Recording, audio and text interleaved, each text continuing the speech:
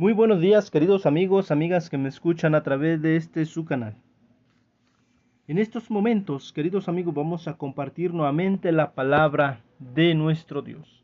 Viernes 16 de agosto, el título es Para estudiar y meditar. Más que nada, meditar de lo que estuvimos hablando durante esta semana. En esta semana, queridos amigos, estuvimos viendo en la lección número 7 y el título de esta semana es Instruyendo a los discípulos, parte 1. Es ahí donde Jesús narra, ¿sí?, cómo fue instruyendo a sus discípulos.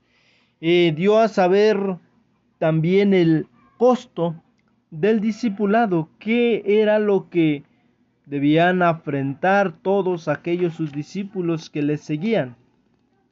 ¿Sí? Vemos los milagros que hizo Jesús, ¿sí?, hacia las multitudes para que vieran sus discípulos. También llevó a Pedro, a Juan y a Santiago, y ellos pudieron manifestar la gloria de nuestro Dios cuando fue la transfiguración de nuestro Señor Jesucristo. Pero vemos también que los discípulos alegaban algo que Jesús le preocupaba. Sí, porque entre ellos decían cuando iban por el camino, cuando iban de regreso al camino, vemos que ellos se preguntaban uno al otro que quién sería el más grande. ¿Sí? ¿Quién sería, se podría decir, como la mano derecha de nuestro Señor Jesús? ¿Sí? Ahora, por eso nos vamos a centrar en esa parte. Vemos allí que para nuestro Dios, antes que la honra viene ¿qué? La humildad.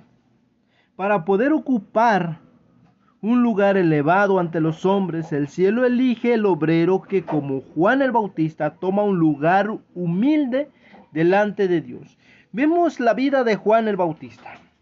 Él siempre se mantuvo humilde, a pesar de que él era una persona importante, una persona indicada. Él nunca se glorió, sino que dijo que el que viene tras de mí es mucho más poderoso. Dice, yo simplemente vengo limpiando y preparando el camino, porque el que viene tras de mí, ese os bautizará con el Espíritu Santo. Dice, yo no soy digno ni siquiera de desatarle las sandalias de sus pies, la correa de sus calzados. Vemos cómo este hombre, este varón, se humillaba. ¿Sí? Él se hacía el menos ante Jesús. ¿Sí? Por eso vemos, queridos amigos, que el discípulo que más se asemeja a un niño es el más eficiente en la labor para con Dios. Los seres celestiales pueden cooperar con aquel que no trata de ensalzarse a sí mismo, sino salvar almas. El que siente más profundamente su necesidad de la ayuda, la pedirá, y el Espíritu Santo le dará vislumbres de Jesús, que fortalecerán y elevarán su alma. Saldrán de la comunión con Cristo para trabajar en favor de aquellos que perecen en sus pecados. ¿Sí? Vemos, queridos amigos, que nuestro Señor Jesús esa enseñanza le dio a sus discípulos. Quien quiera ser el mayor debe ser vuestro servidor. Pero ¿qué pasa, queridos amigos, cuando los hombres se ensalzan a sí mismos? Dice, se consideran necesarios para el éxito del gran plan de Dios. Se sienten que son las personas indicadas, muy importantes, pero el Señor los hace poner a un lado. Queda demostrado que el Señor no depende de ellos. La obra no se detiene porque ellos sean separados de ella, sino que sigue adelante con mayor poder. No era suficiente que los discípulos de Jesús fuesen instruidos en cuanto a la naturaleza de su reino. Lo que necesitaban era un cambio de corazón que los pusiese en armonía con sus principios. Por eso es que Jesús hace este llamado a un niño. Así, Jesús lo puso en medio de ellos y luego, rodeándole tiernamente con sus brazos, dijo estas palabras: de cierto os digo, que si no volvéis y os hacéis como niños, no entraréis en el reino de los cielos. La sencillez, el olvido de sí mismo, el amor confiado del niñito son los atributos que el cielo aprecia. Son las características de la verdadera grandeza. ¿Sí? Jesús volvió a explicar a sus discípulos que su reino no se caracteriza por la dignidad o la ostensión terrenales. A los pies de Jesús se olvidan todas estas distinciones. Se ve a los ricos y a los pobres y a los sabios, a los ignorantes, sin pensamiento alguno de casta ni de apariencia mundial.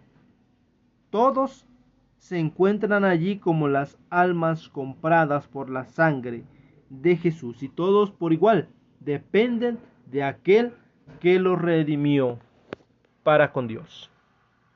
Para nuestro Señor Jesús, todos somos iguales. Pero, queridos amigos, vemos qué era lo que discutían sus discípulos. ¿Quién será el mayor? ¿Sí? Por eso Jesús dice estas palabras, que el que reciba en mi nombre a un niño como este, me recibe a mí. Y el que a mí me recibe, no me recibe a mí, sino al que me envió. Jehová ha dicho: el cielo es mi trono y la tierra el estrado de mis pies, pero yo miraré a aquel que es pobre y humilde de espíritu y que tiembla a mi palabra. Las palabras del Salvador despertaron en los discípulos un sentimiento de desconfianza propia. En su respuesta, él no había indicado a nadie en particular, pero Juan se sintió inducido a preguntar si en cierto caso su acción había sido correcta. Con el espíritu de un niño, presentó el asunto a Jesús. Maestro, dijo, hemos visto a uno que en tu nombre echaba fuera demonios, el cual no nos sigue, y se lo prohibimos porque no nos sigue. ¿Y qué es lo que dijo Jesús? Dejarlo, no se lo impidáis, porque el que no está contra nosotros, con nosotros lo está. Vemos, queridos amigos, cómo nuestro Señor Jesús los iba instruyendo. Pocas palabras, Jesús estaba haciendo que tuvieran un cambio de corazón, que tuvieran pensamientos puros, que tuvieran pensamientos así como los tenía el gran Maestro. Porque los pensamientos de Jesús, sí, se reflejaban en el amor hacia la humanidad. Entonces, queridos amigos, esa enseñanza es la que les da a sus discípulos, ¿sí? Que para llegar a ser alguien, querer ser el más grande, era necesario primero ser humilde. Dice allí, ser vuestro servidor, ¿sí? Esa es la lección que nos habla en este día, queridos amigos. Si usted, yo queremos ser alguien, queremos ser reconocidos, debemos ser, primero, servidores de los demás. Que el Señor bendiga su palabra, querido amigo. Vamos a finalizar con una oración. Oremos. Amoroso Padre Celestial, gracias le damos, Señor mi Dios, porque en estos momentos usted nos permitió meditar un poco en su palabra. Ayúdanos a seguir creciendo espiritualmente.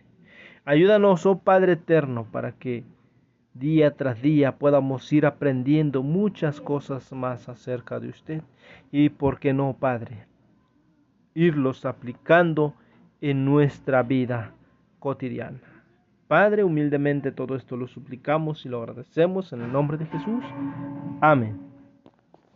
Bien, queridos amigos, pues hemos llegado al final de este video. Le agradezco que se haya quedado hasta el final. Le deseo que tenga un día lleno de bendiciones.